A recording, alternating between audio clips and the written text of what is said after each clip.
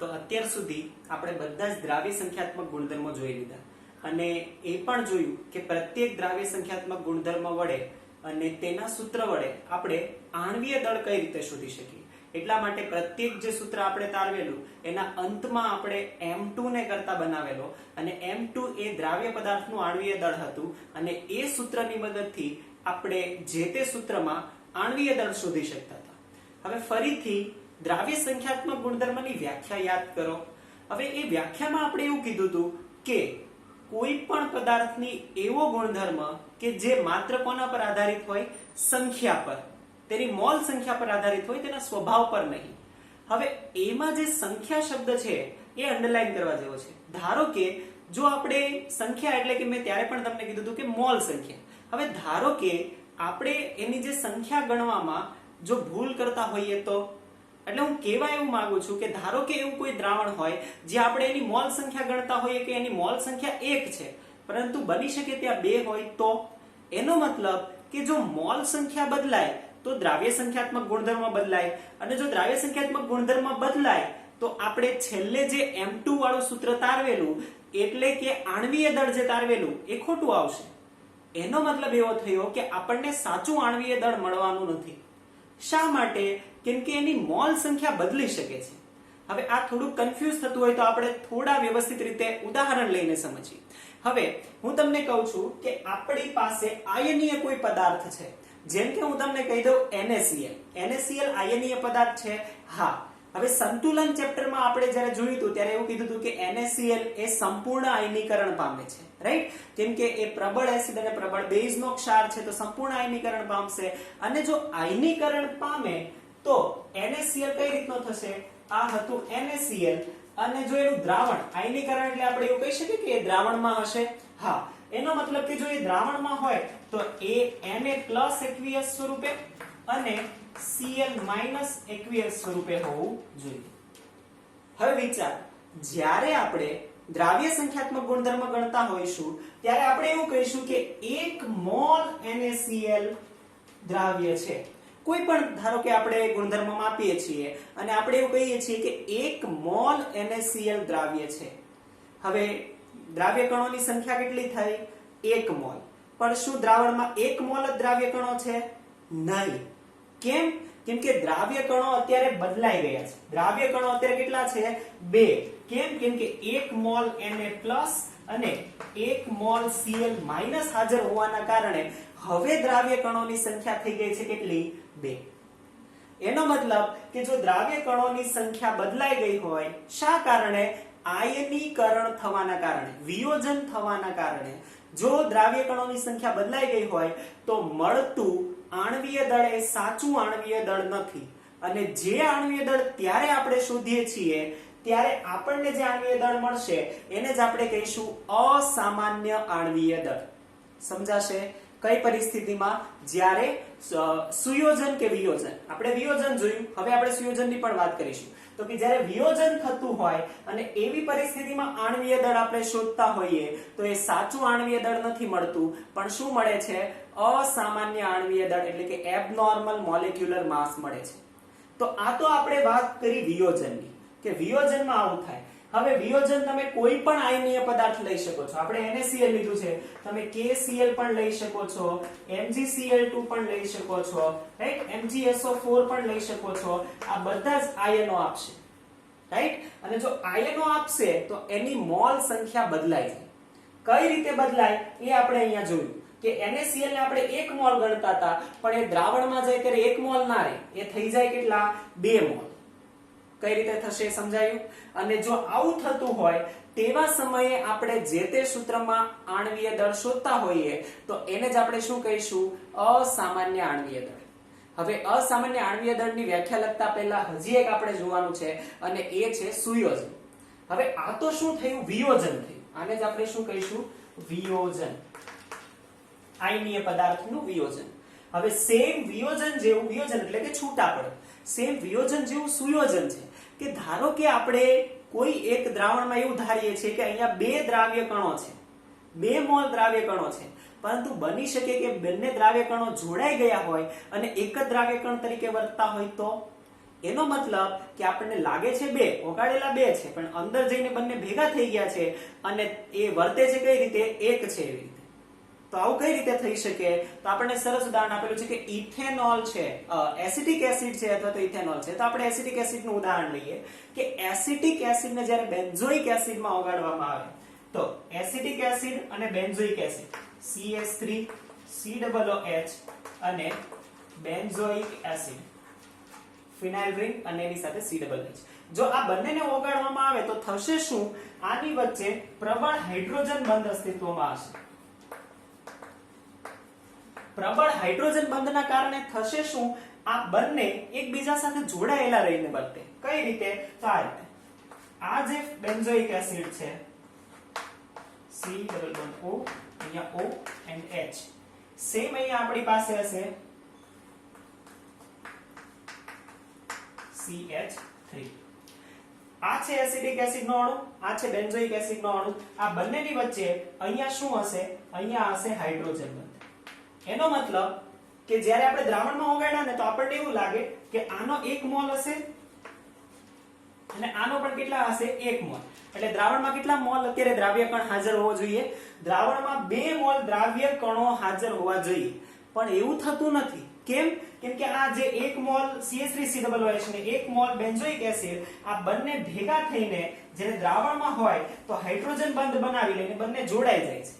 આ જે જોડાવું છે આ દ્વિઅણુ છે. દ્વિઅણુ એટલે કે ડાઈમર છે. જો બે અણુ જોડાયેલા છે એટલા માટે દ્વિઅણુ. તો આ જે ડાઈમરાઇઝેશન છે, દ્વિઅણુ સુયોજન છે, આને આપણે કહીશું સુયોજન. એટલે કે સુયોજન એટલે કે જોડાવું અને વિયોજન એટલે કે છૂટા પડવું.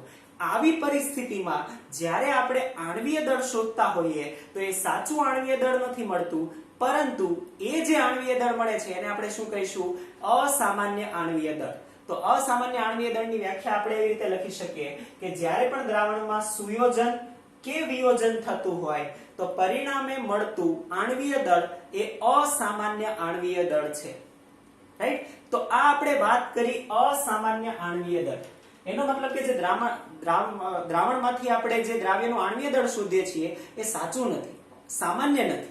રાઈટ? અસામાન્ય છે. તો હવે આને આપણે સુધારવું પડે. કેમ કે આ જે છે એ સાચું નથી, તો વ્યવસ્થિત રીતે એને કરેક્શન કરવું પડે. અને આનું જે કરેક્શન આપ્યું એ વૈજ્ઞાનિક છે વોન હોફ. વોન હોફે પહેલી વખત આનું સુધારો આપ્યો કે આ કઈ રીતે હવે મેળવી શકાય. તો કે આ જે છે સુયોજન અને વિયોજન એ બંનેના આધારે એણે સામાન્ય અને અસામાન્ય આણ્વીય દળને રિલેટ કર્યું અને એના ઉપરથી એક અવયવ દાખલ કર્યો અને જેને જ આપણે કહીએ છીએ want of factor I.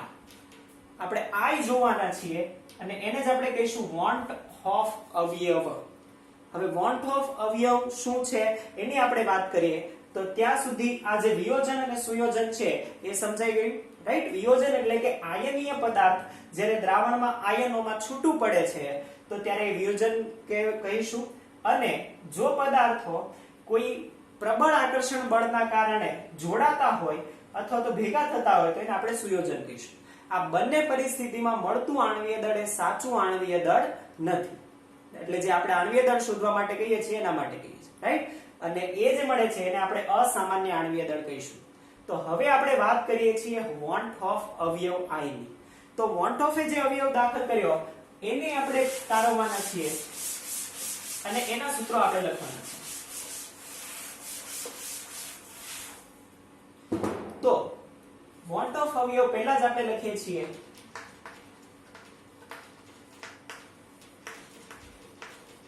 I.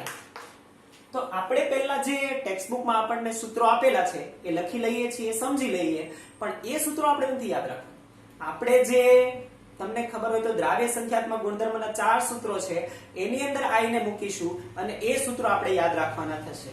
તો પહેલા આપણે જે ટેક્સ્ટ બુકમાં આપેલું છે એ સમજી લઈએ અને પછી આપણે દ્રાવ્ય સંખ્યાત્મક ગુણધર્મના સૂત્રો લખીએ. તો વોન્ટ ઓફ અવયવ I માટે આપણને કીધું છે કે આ કઈ રીતે મેળવી શકાય કે આપણી પાસે જે સામાન્ય આણ્વીય દળ છે, આણ્વીય દળ એના છેદમાં અસામાન્ય આણ્વીય દળ.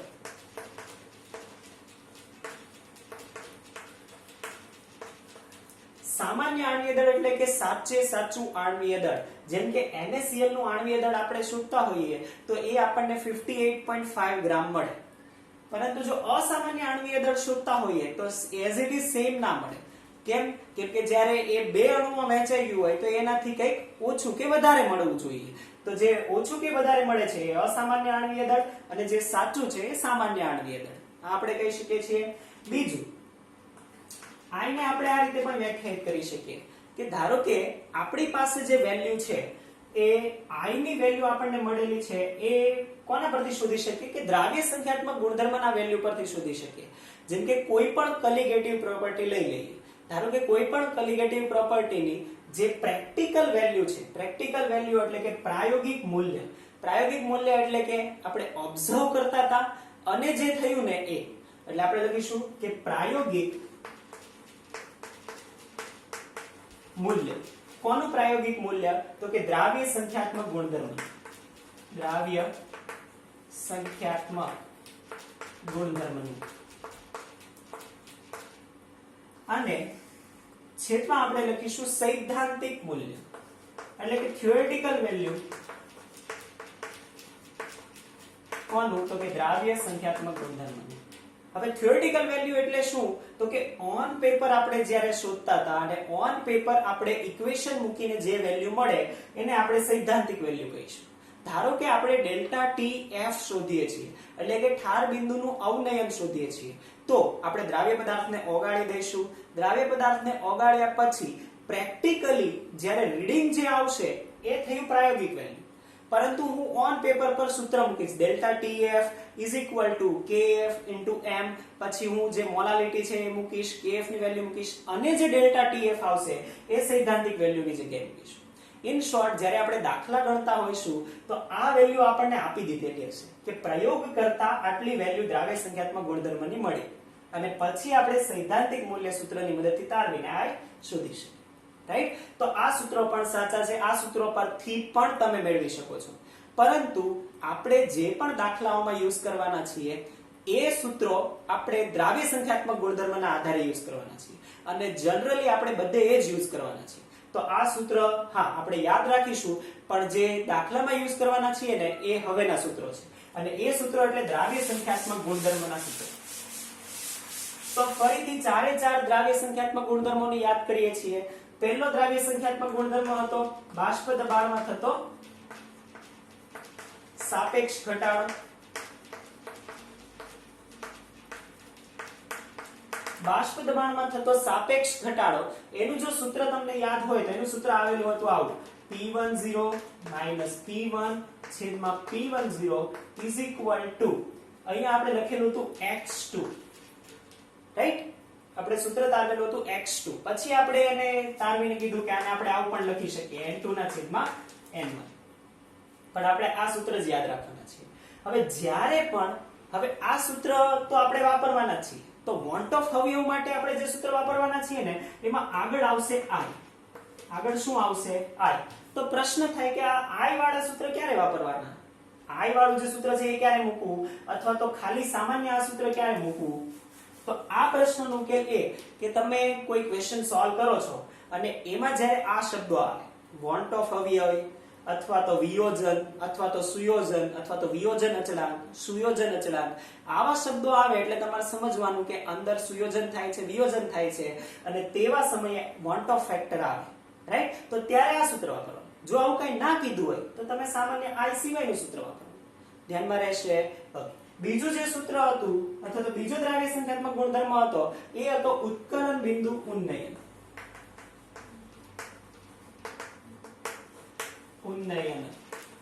ઉત્કલન બિંદુ ઉન્નયન એટલે કે ડેલ્ટા ટીબી. એનું સૂત્ર આપણે તારવેલું હતું kb into m. હવે જ્યારે પણ દાખલામાં આવા શબ્દ આપેલા હોય, વોન્ટ ઓફ અવયવ અથવા તો સુયોજન અથવા તો વિયોજન, સુયોજન અચળાંક, વિયોજન અચળાંક, તો આપણે અહીંયા શું યાદ રાખીશું? i. અહીંયા યાદ રાખવાના છીએ. રાઈટ? પછી આપણે કહીએ છીએ ત્રીજું આપણે સૂત્ર તારવેલું હતું એ હતું ઠાર બિંદુ માં અવનયન. ઠાર બિંદુ અવનયન આપણે તારવેલું હતું ડેલ્ટા ટી એફ. એનું સૂત્ર હતું kf into m. મોલર અવનયન અચળાંક ઇન્ટુ મોલાલિટી. ત્યાં પણ આપણે અત્યારે શું લખીશું I. એનો મતલબ કે આપણને I શોધવાનું કે તો આપણે આ સૂત્રો વાપરવાના છીએ. સેમ આગળ આપણે કહીએ છીએ છેલ્લું સૂત્ર આપણે તારવેલું હતું અભિસરણ દબાણ માટે. તો અભિસરણ દબાણ પણ લખી દઈએ કે ઇઝ ઇક્વલ ટુ શું થશે, અભિસરણ દબાણ પાઈ ઇઝ ઇક્વલ ટુ CRT. પરંતુ વોન્ટ ઓફ અવયવ I શોધવાનો હોય તો આપણે અહીંયા શું લખી શકીએ I થશે. તો આ આપણે વાત કરી, આ જે સૂત્રો છે આ આપણે વાપરવાના છે. જ્યાં I છે આ I શોધવા માટે આપણે યુઝ કરવાના છીએ. ધ્યાનમાં રહેશે. તો જ્યારે પણ દાખલામાં આટલા શબ્દો તમને દેખાય, કયા શબ્દો? એક તો થયો વોન્ટ ઓફ અવયવ, બીજો થયો વિયોજન, ત્રીજું થયું સુયોજન, અથવા તો એવું પણ કહે કે વિયોજન અચળાંક કે સુયોજન અચળાંક. જો આવા શબ્દો દેખાય તો તમારે I વાળા સૂત્ર વાપરવાના, નહીતર I સિવાયના સૂત્ર વાપરવાના. રાઈટ? તો આ આપણે વાત કરી વોન્ટ ઓફ અવયવ I.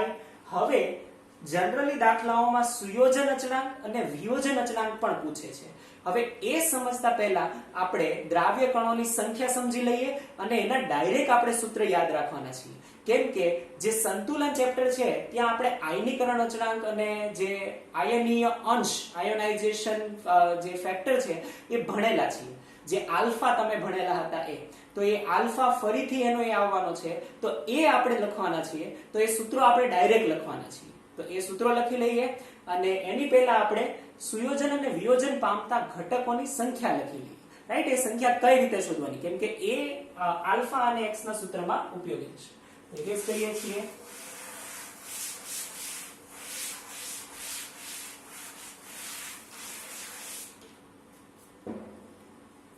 તો પહેલા આપણે લખીએ છીએ વિયોજન પામતા ઘટકોની સંખ્યા. વિયોજન પામતા ઘટકોની સંખ્યા. વિયોજન પામતા ઘટકોની સંખ્યા. હવે તમને સમજાય જ ગયું હશે કે આપણે NaCl હમણાં જ્યારે લખ્યું હતું તો NaCl માં ઉદાહરણમાં શું લખ્યું હતું કે NaCl વિયોજન પામીને શેમાં રૂપાંતર પામે? Na+ અને Cl-. તો વિયોજન કેટલા ઘટકો છૂટા પડ્યા? 2. તો વિયોજન પામતા ઘટકોની સંખ્યા કેટલી થાય? 2. હવે જે આ વિયોજન પામતા ઘટકોની સંખ્યા છે એને આપણે કહીશું n. તો n = NaCl માટે કેટલું થયું? 2. આ યાદ રાખવાનું છે, અગત્યનું છે ને ઇમ્પોર્ટન્ટ છે. રાઈટ? આના પરથી આપણે એક ટેબલ પણ જોવાના છીએ એટલા માટે. તો પહેલા જ આપણે લખીએ છીએ કે NaCl માટે, તો NaCl માટે વિયોજન પામતા ઘટકોની સંખ્યા અહીંયા આપણે લખીએ છીએ n. n કેટલું થશે? 2. સમજાશે? ચાલો. KCl માટે K+ NCl-, તો કેટલા થયા અણુઓની સંખ્યા? 2 થશે. રાઈટ? સેમ હું કહું MgCl2. MgCl2, તો MgCl2 માં કેટલા ઘટકો આવે? એક આવે Mg+2 ને બે ઘટકો આવે Cl-. તો 1 + 2 = 3. કેટલા ઘટકો છૂટા પડે? 3. રાઈટ? તો MgCl2 માટે આવશે 3. પછી આપણે કહીએ છીએ Al2SO4 થ્રાઇસ એલ્યુમિનિયમ સલ્ફેટ. તો આના માટે કેટલા ઘટકો છૂટા પડશે?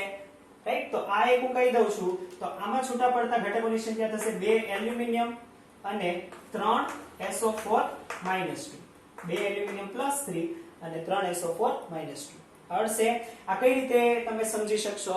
યાદ કરો. આપણે જો ત્રીજું ચેપ્ટર ભણેલા હોય, રાઈટ, જે આવર્ત કોષ્ટક વાળું હતું, તો એમાં આપણે એવું ભણતા હતા કે અહીંયા જે એલ્યુમિનિયમ નો +3 હોય તો એ અહીંયા જાય અને SO4 નો -2 હોય એ અહીંયા આવે. તો આવી રીતે સૂત્ર બનાવતા હતા. તો હવે એને શું કરવાનું છે? છૂટું કરવાનું છે. તો સમજાઈ જશે. તો આ 2 ને 3 થશે.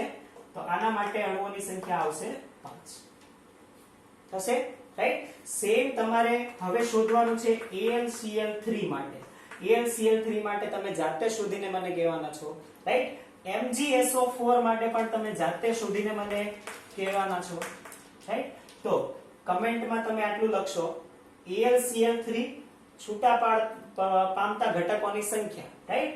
તો એ સંખ્યા તમારે લખવાની છે. સેમ MgSO4 માટે પણ તમારે લખવાની છે. રાઈટ? આટલું તમારે કમેન્ટમાં મને જવાબ આપવાનો છે, અથવા તો પર્સનલી તમે મને પૂછી શકો છો, આન્સર આપી શકો છો. તો આ બંનેના તમારે કહેવાના છે અને કઈ રીતે છૂટા પડે એ મેં તમને કહી દીધું. હવે તમને કોઈ પણ ના છૂટા પડતા ઘટકોની સંખ્યા શોધતા આવડવું જોઈએ, રાઈટ? હવે એક સ્પેશિયલ છે કે જે કોમ્પ્લેક્સ કમ્પાઉન્ડ માટે છે. હવે કોમ્પ્લેક્સ કમ્પાઉન્ડ તમારા માટે નવું નથી, તમે 12માં ભણવાના જ છો અને 9th ચેપ્ટરમાં આપણે ભણવાના છીએ. તો કોમ્પ્લેક્સ કમ્પાઉન્ડ હોય તો ધારો કે આપણને જે કોમ્પ્લેક્સ કમ્પાઉન્ડ ખબર છે ને આવું છે K4FeCN6, રાઈટ? તો આ જે કમ્પાઉન્ડ છે કોપર હેક્સાસાયનોફેરેટ આયન, રાઈટ? તો આ પોટેશિયમ હેક્સાસાયનોફેરેટ છે. આને ઘણી વખત આપણે લેબોરેટરીમાં યુઝ કરીએ છીએ. સપોઝ આવો કોઈ ઘટક આપી દીધો તો આમાં છૂટા પડતા ઘટકોની સંખ્યા કેટલી થવી જોઈએ? તો એ પણ ક્યારેક પૂછી શકે છે. હવે જ્યારે તમે કોમ્પ્લેક્સ કમ્પાઉન્ડ અથવા તો સવર્ગ સંયોજનો ભણી લેશો ને તો આ તમને આવડી જશે. પણ અત્યારે તમે નથી ભણ્યા તો તમને હિન્ટ આપી દઉં કે આ કઈ રીતે કરવાનું. કે કોમ્પ્લેક્સ કમ્પાઉન્ડમાં હંમેશા કોણ છૂટું પડે? તો માત્ર આ જે સ્ક્વેર બ્રેકેટ છે આખે આખું અલગ થાય અને બાકીના આયનો અલગ થાય.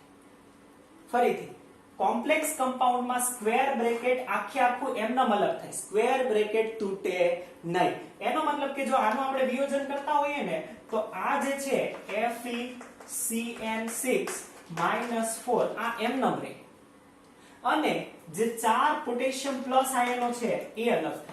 તો આટલું અલગ થાય. એનો મતલબ કે 4 પોટેશિયમ પ્લસ અને એક આ આખું મળીને કેટલા થયા? મળીને થયા અહીંયા 5. એનો મતલબ અહીંયા પણ 5 ઘટકો છૂટા પડે, રાઈટ? તો આના પરથી પણ ઘણા બધા ક્વેશ્ચન પૂછી શકે છે.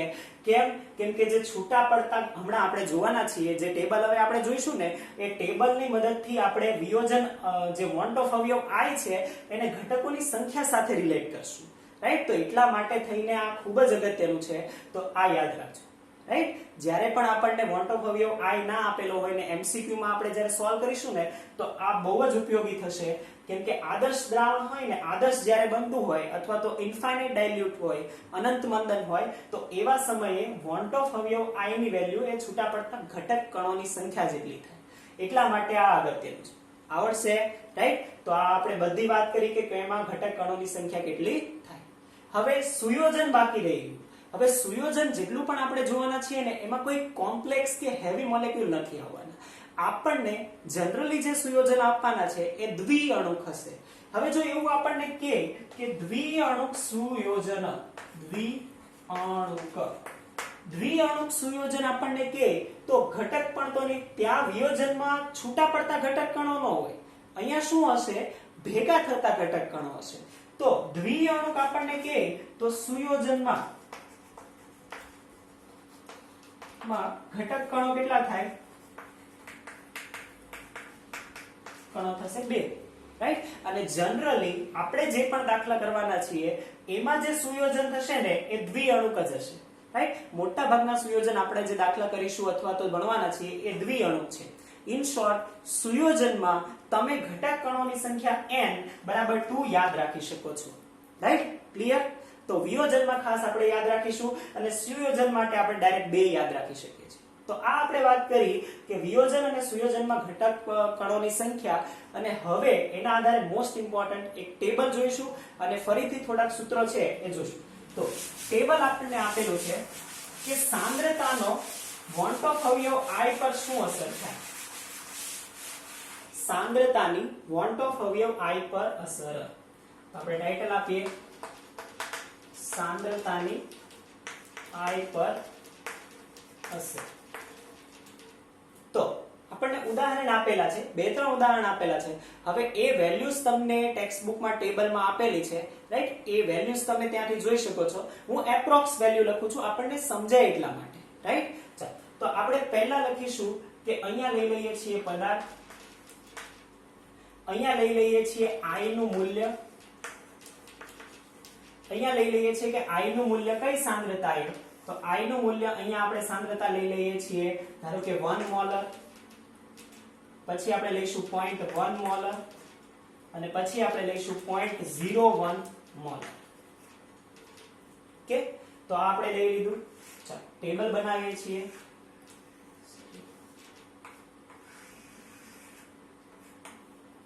અને છેલ્લે જે આપણે લખવાના છીએ એ ઇન્ફાઇનાઇટ ડાયલ્યુશન માટે લખવાના છીએ, તો એ આપણે હજી બાકી રાખીએ છીએ. ઓકે, ચાલો તો પહેલા પદાર્થ આપણે લેતા જઈએ છીએ કે જે આપણે પહેલા કોમન એક પદાર્થ લીધો એનાથી જ શરૂઆત કરીએ છીએ.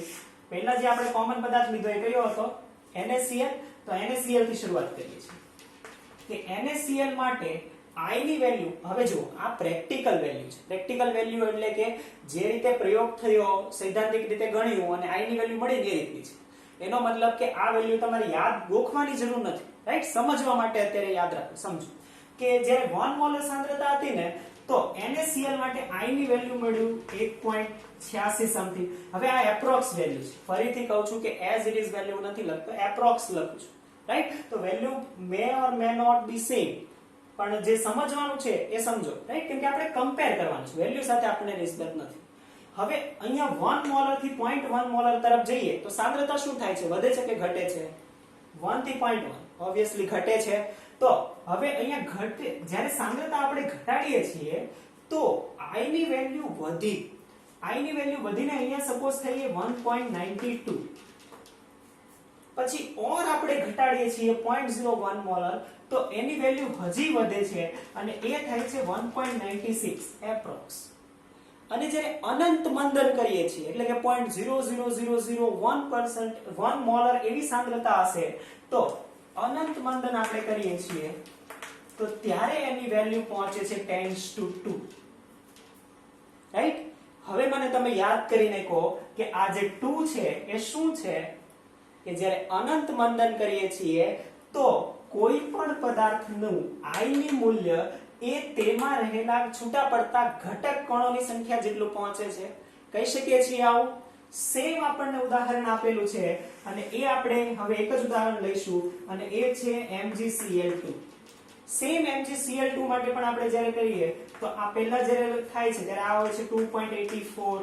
હજી સાંદ્રતા ઘટાડીએ તો વેલ્યુ પહોંચે છે 2.93, પછી પહોંચે છે 2.98 અને છેલ્લે પહોંચે છે 10⁻3. એનો મતલબ કે MgCl2 માં છૂટા પડતા ઘટક કણોની સંખ્યા હતી 3 તો I ની વેલ્યુ પણ બની 3. સમજાશે? એનો મતલબ કે જે ઘટક કણોની સંખ્યા છે એટલું જ I ની વેલ્યુ થાય છે. I શું બને છે? n. પણ ક્યારે?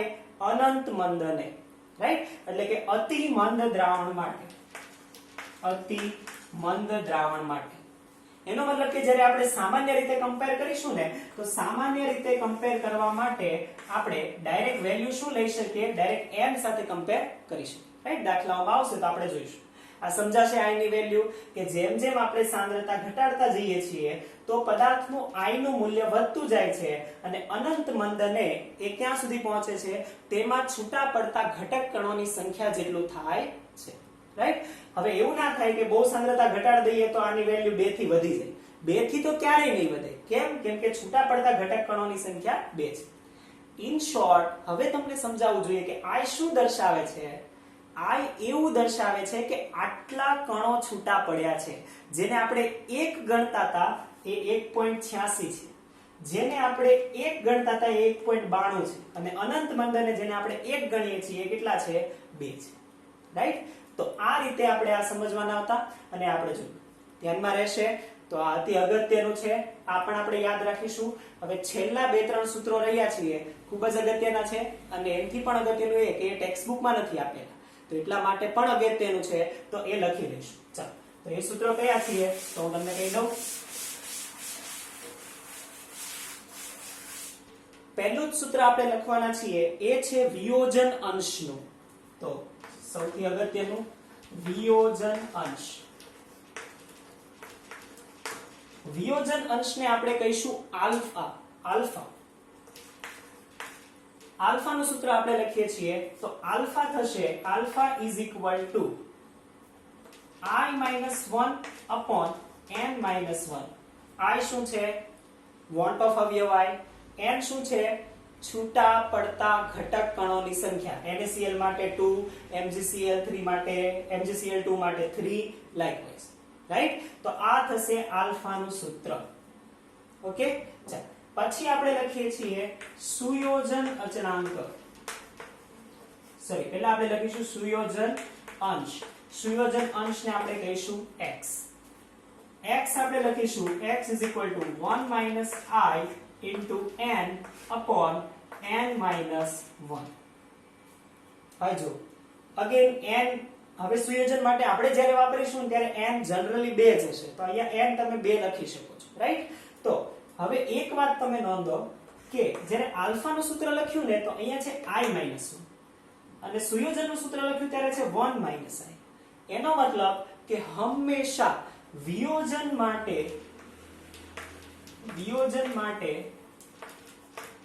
I always greater than શું હશે? 1. I always greater than 1 હશે. અને સુયોજન માટે I always less than શું હશે? 1. એનો મતલબ તમે આ ચેક કરી શકો છો કે ધારો કે દ્રાવણમાં વિયોજન આપેલું છે તો તમારો I નો જવાબ જે છે, આન્સર છે એ greater than 1 જ આવવો જોઈએ, એ less than 1 ના. અને જો સુયોજન હોય તો એ less than 1 જ આવવો જોઈએ, greater than 1 ના. રાઈટ? તો આ રીચેક છે તમારો જવાબ ચેક કરવા માટે, રાઈટ? અને MCQ માં પણ પૂછી શકે છે. અને એક છેલ્લું સૂત્ર છે અને એ છે વિયોજન અચળાંક.